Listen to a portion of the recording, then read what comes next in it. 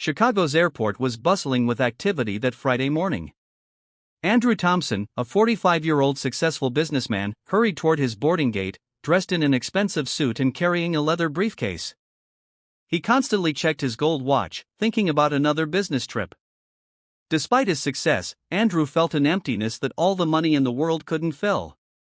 Suddenly, something caught his eye.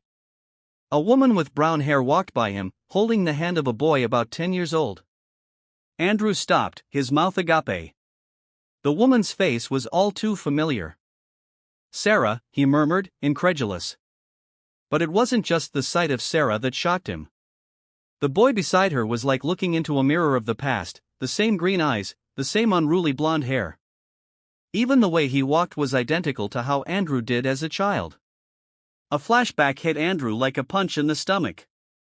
He saw himself 10 years earlier, sneaking out of the apartment he shared with Sarah, leaving only a cold letter on the kitchen table.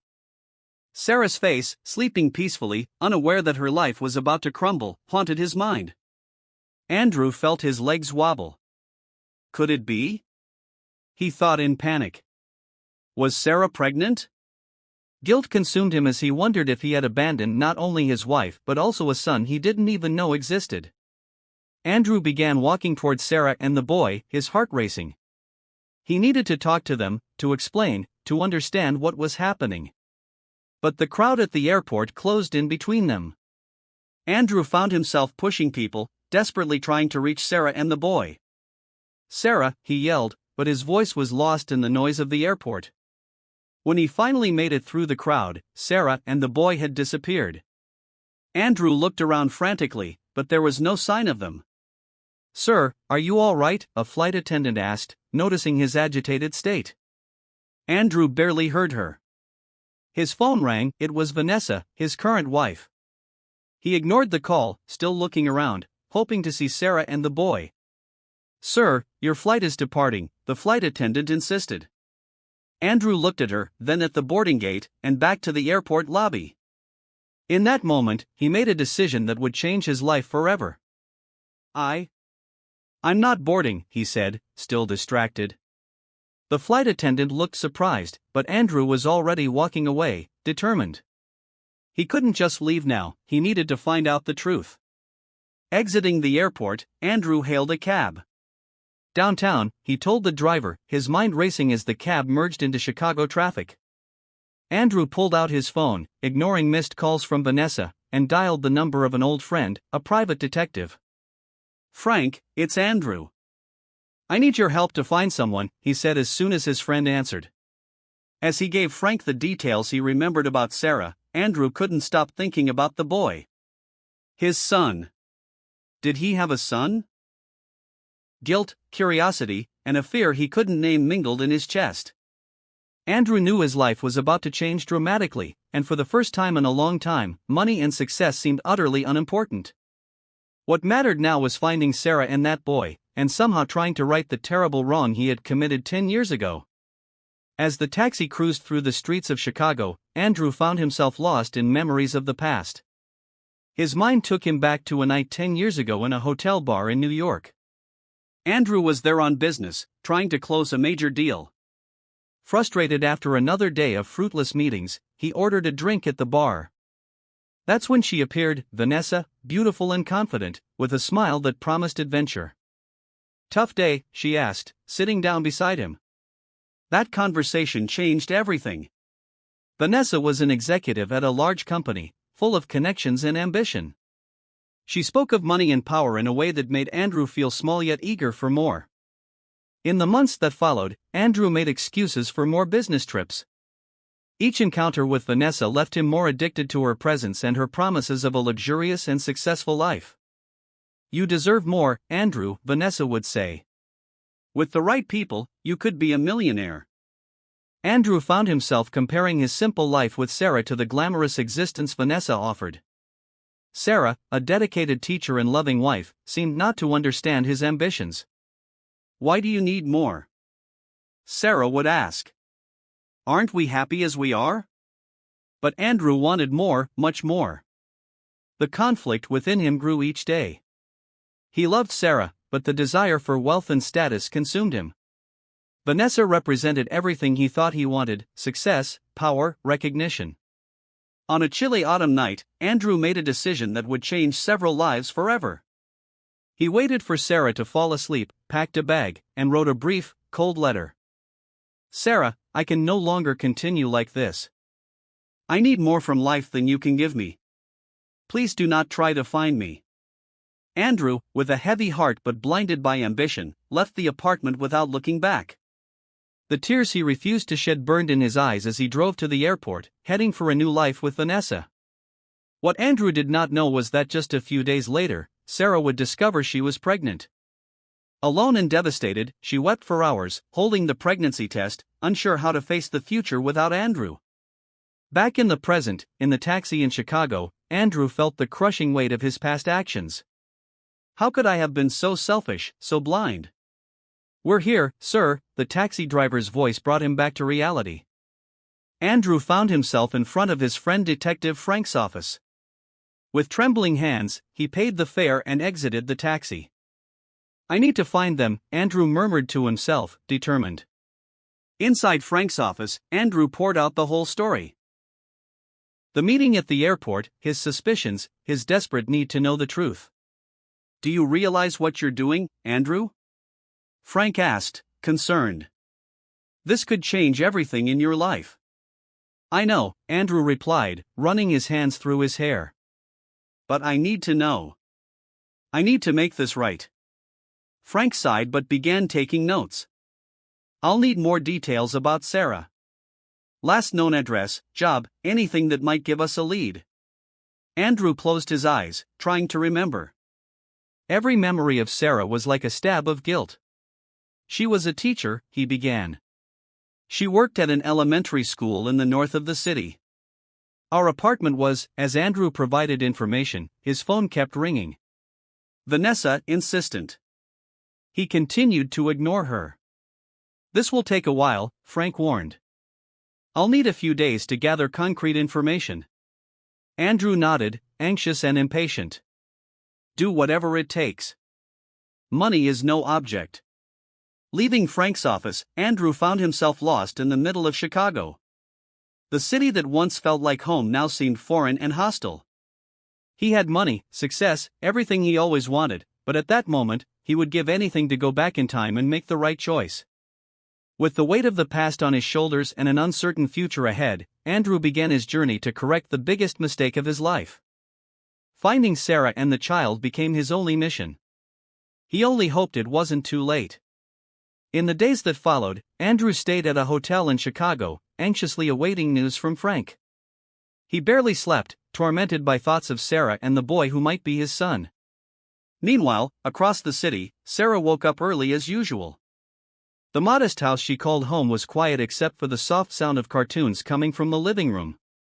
Ethan, breakfast. Sarah called, placing pancakes on the table. A 10-year-old boy with tousled blonde hair ran into the kitchen.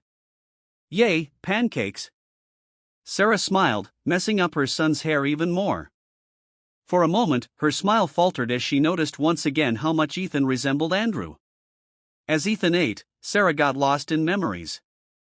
The first years after Andrew left were a nightmare. Pregnant and alone, she struggled to keep her teaching job as her belly grew. A flashback came to her mind: Sarah, 8 months pregnant, sitting on the bathroom floor, crying, unpaid bills scattered around her, the fear of the future consuming her. Back in the present, Sarah shook her head, pushing away the painful memories. We made it, didn't we, honey? She whispered to Ethan, who was too busy with his pancakes to notice. The doorbell rang. It was Mark, Sarah's boyfriend for the past 2 years, a kind man with an easy smile and gentle eyes. Good morning, my loves, said Mark, entering and giving Sarah a kiss and Ethan a hug. Sarah felt a wave of gratitude. Mark had been a blessing in their lives, accepting Ethan as if he were his own son. Across town, Andrew received the first pieces of information from Frank. She still lives in the same neighborhood, Frank said over the phone. In a small house on Maple Street. Andrew's heart raced. So close, after so long. And the boy? He asked anxiously. Yes, she has a son. Ethan, 10 years old. attends the local school. From what I could find out, Sarah has been raising him alone since birth. The words hit Andrew like a punch. It was true. He had a son he had never met, who grew up fatherless. There's one more thing, continued Frank. Sarah has been dating for 2 years, a guy named Mark. From what I know, he's very present in their lives. Andrew felt a twinge of jealousy that surprised him. What right did he have to feel jealous? Meanwhile, in her mansion in the affluent suburbs of Chicago, Vanessa paced back and forth, furious. Andrew hadn't answered her calls for days. First, he missed the important flight, now, he was completely absent. Something's wrong, she murmured to herself, her mind scheming possibilities. Back at Sarah's house, the morning routine continued. Mark helped Ethan with his backpack while Sarah prepared the boys' lunch. Don't forget we have that dinner with my parents tonight, Mark reminded gently. Sarah nodded, smiling, but inside she felt an inexplicable restlessness. Ever since she had seen that man at the airport, the one who looked too much like Andrew, she couldn't shake the feeling that something was about to change. Andrew, now driving slowly down Maple Street, felt the same. His heart nearly stopped when he spotted the modest house Frank had described, a swing in the front yard, a bike leaned against the porch. He parked across the street, watching. What would he say? He wondered.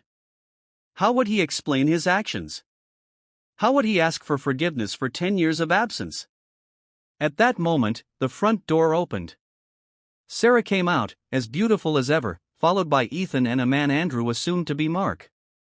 They laughed, a happy family on their way to school. Andrew sank into the car seat, a whirlwind of emotions consuming him, guilt, regret, jealousy, fear, but also a growing determination. Somehow, he needed to be part of that life. He needed to meet his son.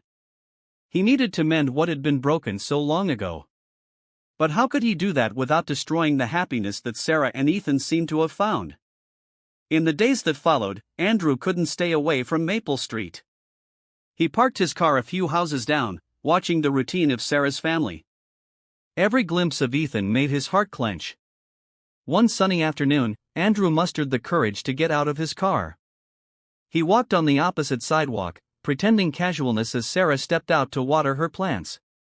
Their eyes met, and the watering can dropped from Sarah's hands, water spreading across the ground. Andrew, she whispered, incredulous. Before he could reply, Sarah crossed the street, her eyes sparking with anger. What are you doing here? She demanded, her voice trembling. Andrew stuttered, Sarah, I saw you at the airport with Ethan. I needed. Don't you dare say his name, Sarah interrupted, her voice filled with cold fury. You don't have that right. Curious neighbors began to peer through their windows, drawn by the commotion. Sarah, please, Andrew begged, his voice cracking. I know I messed up, but Ethan, he's my son, isn't he? Sarah closed her eyes, taking a deep breath. When she opened them, they were filled with unshed tears. Yes, she finally said, her voice shaking. Ethan is your biological son. The son you abandoned before you even knew he existed. Andrew felt the word abandon slap him across the face. I didn't know, he murmured. If I had known. What? Sarah retorted, her tone laced with bitterness. You would have stayed? Don't lie to yourself, Andrew. You made your choice 10 years ago. Andrew took a step forward, desperation clear in his eyes. Let me meet him, please. I know I don't deserve it, but... No, Sarah nearly shouted, her voice echoing down the quiet street. You're right, you don't deserve it. Ethan has a good life, a family that loves him. I won't let you mess that up. At that moment, a car pulled up, and Mark stepped out, looking confused from Sarah's agitated state to the well-dressed stranger. Is everything okay, love? Mark asked, placing a protective arm around Sarah. Andrew felt a wave of irrational jealousy. That man was living the life that should have been his.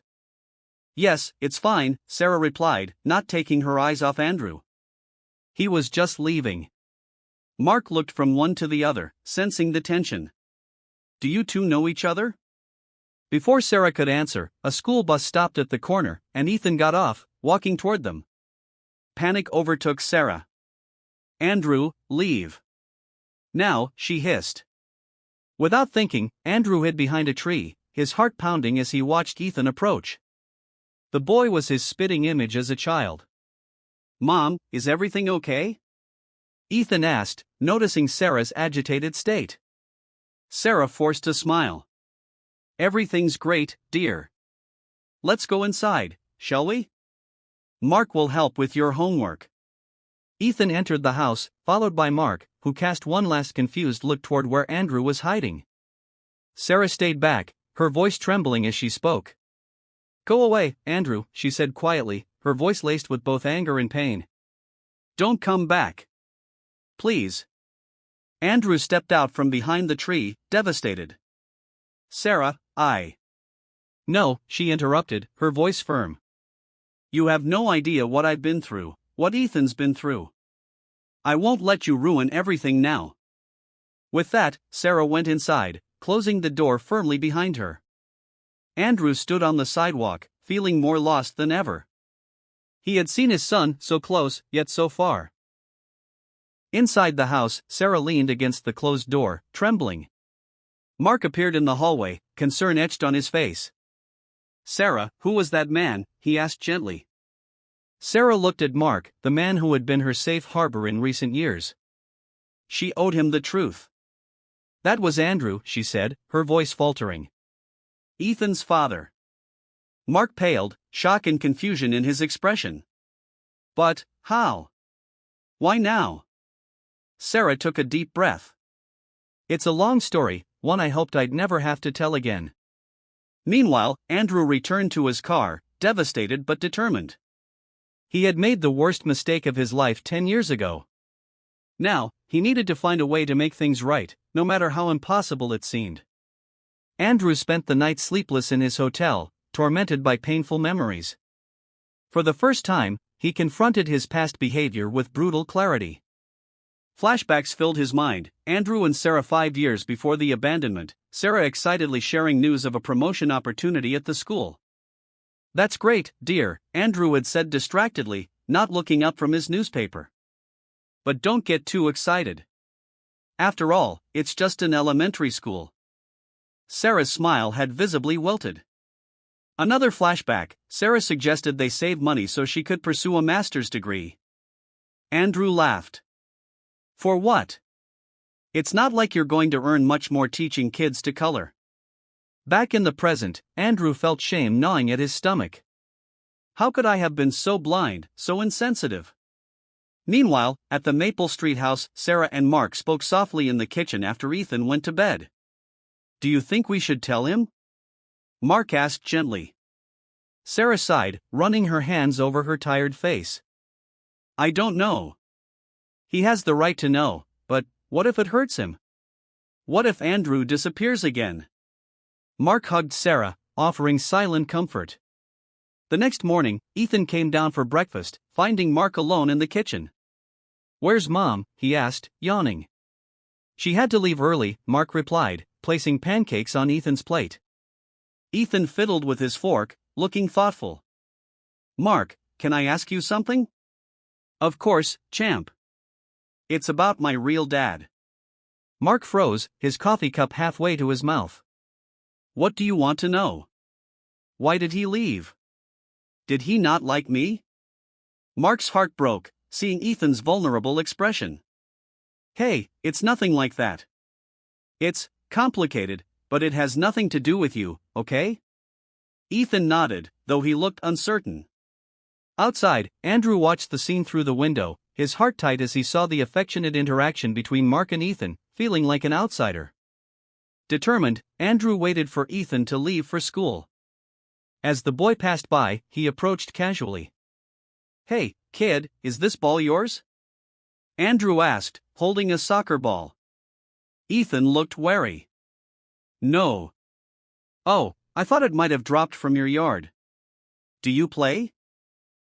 "Sometimes, with Mark," Ethan replied, relaxing a bit. Andrew felt a sting of jealousy. "Cool. You know, I used to play a lot when I was your age.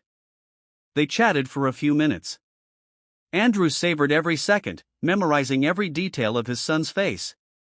I have to go, Ethan finally said. I'll be late for school. Sure, Andrew responded, reluctant to let him go. It was nice talking to you, Ethan. Ethan waved and ran off, leaving Andrew with a mix of joy and sadness.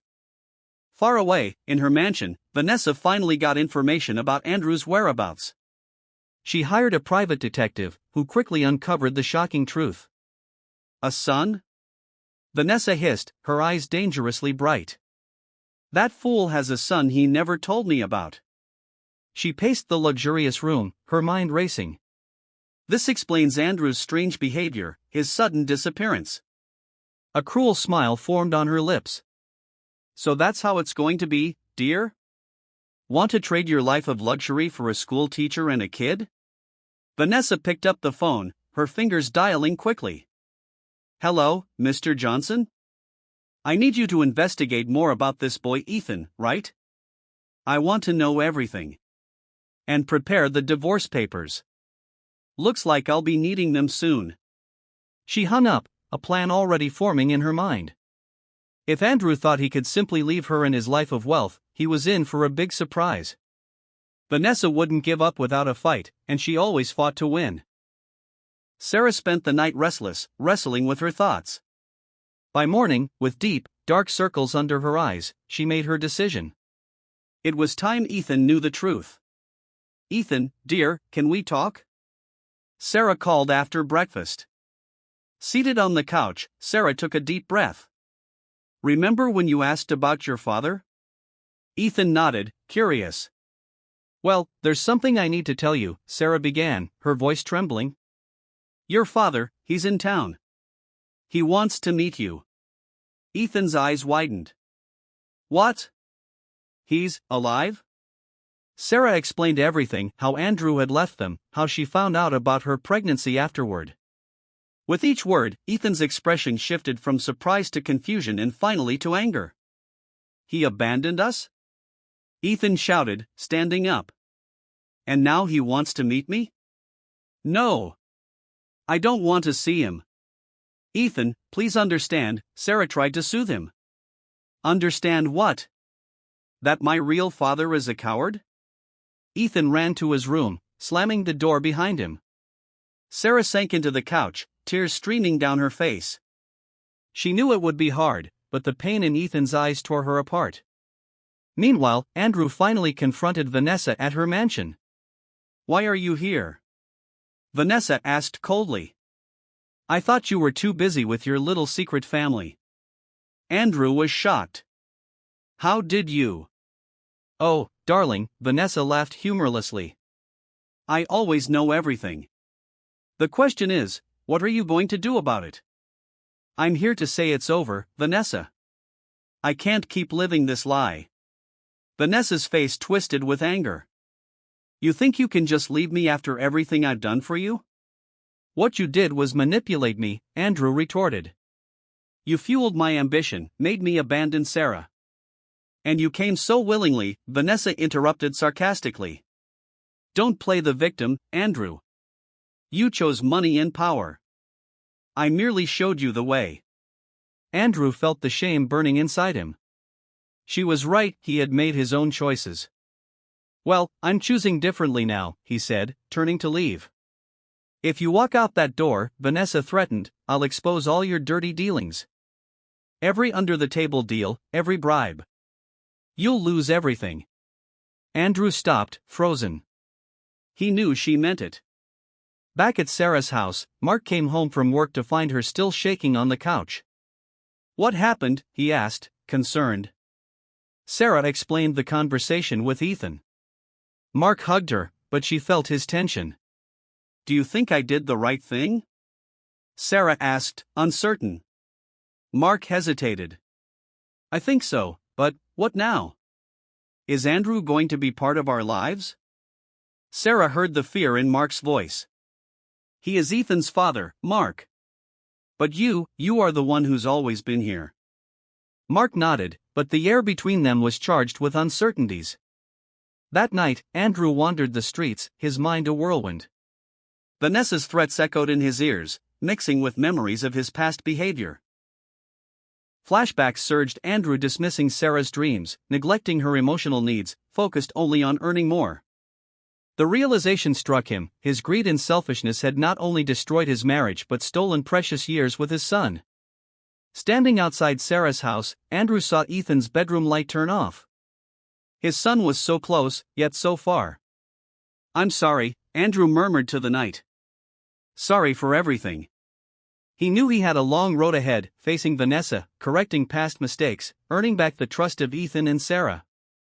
But for the first time in years, Andrew was determined to do the right thing, no matter the cost.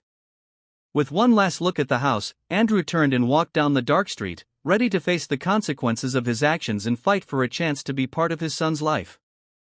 Andrew wandered aimlessly through the streets of Chicago, guilt consuming him, but the desire to connect with Ethan drove him forward. He felt like a boat in the middle of a storm, rudderless and directionless. One afternoon, Andrew saw Ethan leaving school. Without thinking, he approached him. "Hey, Ethan. Remember me? The soccer ball guy?" Andrew smiled nervously.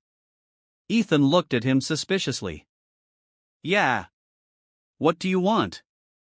"I just wanted to see how you were doing," Andrew stammered, realizing too late how strange he must have seemed. "I'm fine," Ethan replied, moving away quickly. Andrew stood there, feeling like a complete fool.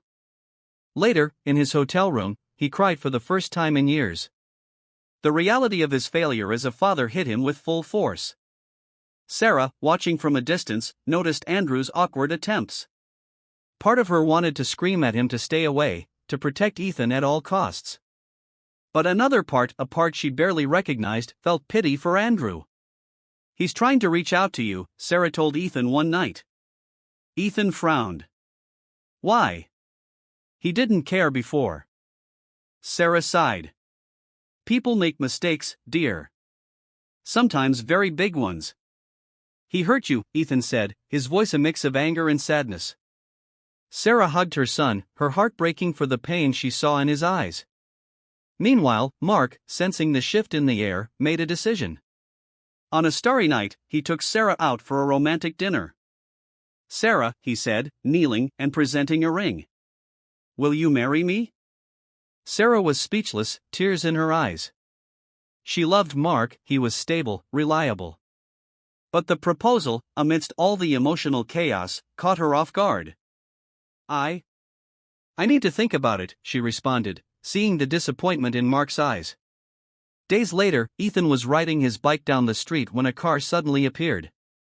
Andrew, watching from afar, ran without thinking, pushing Ethan out of the way. Both fell onto the grass. "Are you okay?" Andrew asked, his heart racing. Ethan, startled but unharmed, nodded. "Thank you," he murmured, looking at Andrew with a mix of fear and curiosity. Andrew wanted to hug Ethan, to tell him he was his father and that he loved him, but he restrained himself, helping the boy to stand up quietly. Far away, Vanessa was plotting. She hired investigators to dig deeper into Andrew's life, determined to find something she could use against him. "Find out everything about his business dealings over the last 10 years, she ordered on the phone. "Every penny, every deal. I want to destroy him." Unaware of Vanessa's scheming, Andrew spent sleepless nights questioning every decision that had brought him to this point. He looked at his expensive suits, his luxury watches, feeling disgusted with himself. One night, walking through the city, Andrew stopped in front of a toy store. In the display window, he saw a wooden train, just like the one he had as a child. Tears came to his eyes as he thought of all the birthdays of Ethan he had missed. At that moment, Andrew made a decision. He couldn't change the past, but he could fight for a better future. Even if Sarah and Ethan never fully forgave him, he would do everything in his power to be present in his son's life. With renewed determination, Andrew returned to his hotel. He picked up the phone, ready to make the call that could change everything. "Frank, it's Andrew. I need your help to sort out some legal stuff. It's time to settle accounts with the past." As night fell over Chicago, Andrew felt he was in the eye of the storm. The worst was yet to come, but for the first time in a long time, he was ready to face the consequences of his actions, no matter the cost. The truth, like a ticking time bomb, finally exploded on a Sunday afternoon. Ethan, returning from a stroll in the park, saw Andrew chatting with Sarah on the porch. Suddenly, everything made sense. The man with the soccer ball, the stranger who saved him from the accident, this was his father. "It's him, isn't it?" Ethan yelled, running toward them. "He's my dad." Sarah and Andrew froze, caught off guard. "Ethan, I can explain," Sarah started, but Ethan was already in tears. "Why did you lie? Why did you let him get close?" he shouted, anger and confusion clear in his voice. Andrew stepped forward, his voice gentle. "Ethan, it's my fault. Your mother was just trying to protect you." Ethan looked at Andrew, his eyes filled with hurt. "You abandoned us. Why come back now?" The painful confrontation lasted hours, with Ethan alternating between anger and crying, Sarah trying to calm the situation, and Andrew facing the harsh truths of his past actions. Meanwhile, in his office, Andrew made the toughest decision of his life. He picked up the phone, his hands trembling. "Mr. Johnson, this is Andrew Thompson. I need to confess some unethical business practices I've conducted over the past years." Andrew knew this would mean the end of his fortune, possibly even prison. But he could no longer live with the weight of these secrets. At Sarah's house, Mark arrived amidst the turmoil. Seeing Andrew there, his expression darkened. "What's going on here?" he asked, his voice tense. Sarah, emotionally and physically exhausted, pulled Mark aside. "Mark, I can't marry you," she said, the words slipping out before she could think. Mark recoiled as if slapped. "Is it because of him?" he asked, pointing at Andrew. "No," Sarah answered honestly. "It's for me. For Ethan. We need to resolve this, our past. I can't drag you into this mess."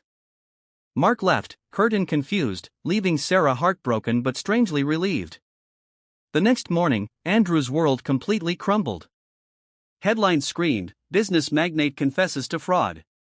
Vanessa, furious with Andrew's confession, had leaked every sordid detail she could find to the press. Reporters surrounded Sarah's house, shouting questions about Andrew and Ethan. Sarah, horrified, tried to shield Ethan from the chaos. "Mom, why are they here?" Ethan asked, frightened. "It's complicated, dear," Sarah replied, closing the curtains. "But it will pass." Andrew, besieged in his hotel, watched his life fall apart. His assets were frozen, business partners abandoned him, and the possibility of prison became very real. Desperate, he called Sarah. "I'm sorry," he said as soon as she answered. "I didn't want this to affect you." Sarah sighed. "I know, Andrew. But it has. What are we going to do now?" Andrew closed his eyes, guilt consuming him. "I'll fix this, Sarah. Somehow." That night, as camera flashes lit up the street, Sarah sat with Ethan in his room. "Ethan, I know this is hard," she began. "But your father, he's trying to do the right thing now." Ethan was silent for a moment. "Is he going to prison?" Sarah felt her heart squeeze. "I don't know, dear. But no matter what happens, we'll be together, okay?" Meanwhile, Andrew faced the very real possibility of losing everything. But for the first time in years, he felt at peace. The truth had a high price, but it was a price he was willing to pay for a chance to be part of his son's life. Sitting alone in his hotel room, Andrew picked up the phone one more time. It was time to face the consequences of his actions, no matter how painful. "Hello? Yes, this is Andrew Thompson. I'm ready to surrender to the authorities." As Andrew prepared himself to face the legal consequences, a profound calm settled over him. He had spent so many years running from the truth, but now he was ready to confront it head-on. Turning himself in would mean giving up the last vestiges of his wealth and power, but he knew that, in the end, this was his chance to finally do the right thing. For Sarah. For Ethan. And maybe even for himself. At the police station, Andrew confessed everything in detail, sparing no one, least of all himself. The authorities listened, surprised by his level of cooperation. He was arraigned and informed that, due to the nature and extent of his crimes, he would likely face several years in prison. Word of Andrew's actions spread quickly. The story of the millionaire who abandoned his family only to return and give up his empire for a chance to reconnect with his son captivated the public. News articles painted him as both a villain and a man on a path to redemption. The media frenzy only intensified outside Sarah's home, and reporters constantly hounded her for a comment. Sarah tried her best to shield Ethan from the attention, but he wasn't completely oblivious to what was happening. At school, classmates whispered, and even some teachers cast him sympathetic looks. The weight of everything felt unbearable for Sarah, but she remained strong for Ethan's sake. One evening, Sarah received a call from Andrew's lawyer. "Miss Carter, Andrew would like to see you and Ethan one last time before he begins his sentence," the lawyer said. Sarah hesitated, glancing at Ethan, who was sitting quietly, staring at his homework but not really focusing. She knew how much pain he was in, how much he was struggling to make sense of everything. Part of her wanted to say no, to keep him far away from Andrew's chaotic world. But another part of her, the part that had always believed in forgiveness, in second chances, felt that maybe, just maybe, this visit could bring some closure. "All right," Sarah replied softly. "We'll come." The following day, Sarah and Ethan made their way to the county jail. Ethan was quiet, his gaze fixed on the floor as they walked through the cold, sterile corridors. Sarah held his hand tightly, feeling her own heart racing with apprehension. They were led into a visitation room where Andrew was waiting on the other side of the glass, looking worn but somehow more at peace than Sarah had ever seen him. He smiled faintly as they entered, but it was a sad, remorseful smile. He picked up the phone on his side of the glass, and Sarah and Ethan did the same on theirs. "Hi, Ethan," Andrew said softly, his voice filled with both joy and regret. Ethan didn't respond right away, his eyes searching his father's face, trying to reconcile the man he had once imagined with the person sitting before him now. After a moment, he spoke, his voice barely a whisper. "Why did you leave us?" Andrew closed his eyes, struggling with the weight of that question. "Ethan, I was selfish. I was wrong. I thought money and success would make me happy, but I didn't realize what I was giving up until it was too late." His voice cracked. "I can't change what I did, but I'm here now. I want to be here for you, no matter what it takes." Tears filled Ethan's eyes. "Do you even know me?" he asked, his voice a mix of anger and pain. "Do you know my favorite color? My favorite subject in school?" Andrew swallowed hard, realizing just how much he had missed. "No," he admitted quietly. "But I'd like to learn. I'd like to know everything about you, if you let me." For a moment, silence hung between them, thick with years of unspoken hurt. Finally, Sarah placed a gentle hand on Ethan's shoulder, giving him the silent encouragement he needed. "Blue," Ethan said, his voice barely audible. "My favorite color is blue." Andrew smiled, his eyes brimming with tears. "Blue. That's a great color." The conversation that followed was slow and tentative, with Ethan sharing small details about his life, things Andrew had never known. Each piece of information felt like a precious gift, a small but significant connection that he could carry with him. When it was time to say goodbye, Ethan placed his hand on the glass, his expression softening just a little. Andrew mirrored the gesture, pressing his hand against the glass, wishing more than anything that he could reach through and hug his son. "I'll write to you," Andrew promised. "And I'll be back as soon as I can. I'm going to work on being a better man, Ethan. I'll make sure you're proud of me one day." Ethan nodded, tears slipping down his cheeks. "Goodbye, Dad." As they left the prison, Sarah held Ethan close, feeling the bittersweet weight of the moment. There was a sense of closure, but also the understanding that the path forward wouldn't be easy for any of them. Still, she felt a glimmer of hope.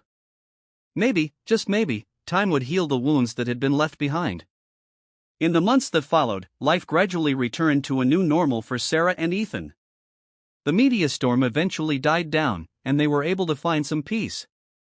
Ethan kept a few of Andrew's letters tucked away in a drawer, reading them from time to time when he missed his father. And although their relationship was still fragile, there was a quiet comfort in knowing that his father was out there, trying to make things right. As for Andrew, prison life was difficult, but he used the time to reflect and to rebuild himself from the inside out. He participated in every rehabilitation program he could find, seeking not just to atone for his mistakes, but to truly understand what had driven him to abandon the people he loved. He wrote to Ethan regularly, each letter an attempt to bridge the gap, to share pieces of himself that he had kept hidden for so long.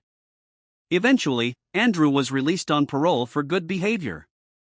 By then, years had passed, and the world outside had changed. He found a modest job, a small apartment, and began a life that, while simple, felt more meaningful than anything he had known before. He knew he couldn't undo the past, but he was determined to be the best man he could be in the present. One summer afternoon, while walking through a park, Andrew spotted a familiar face. Ethan, now a teenager, was sitting on a bench, his head buried in a book. Andrew approached slowly, unsure if he should disturb him. Ethan looked up and saw him, a mix of surprise and uncertainty in his eyes. "Dad," he said, standing up. Andrew smiled softly. "Hi, Ethan." They stood there for a moment, both unsure of what to say, before Ethan broke the silence. "Do you want to get some ice cream?" Andrew's heart swelled with gratitude. "I'd love that." As they walked side by side, the past felt distant, the pain softened by time. They had a long way to go, but for the first time, they were moving forward together, step by step, one small moment at a time. And in that quiet, simple joy, Andrew found the redemption he had been searching for all along.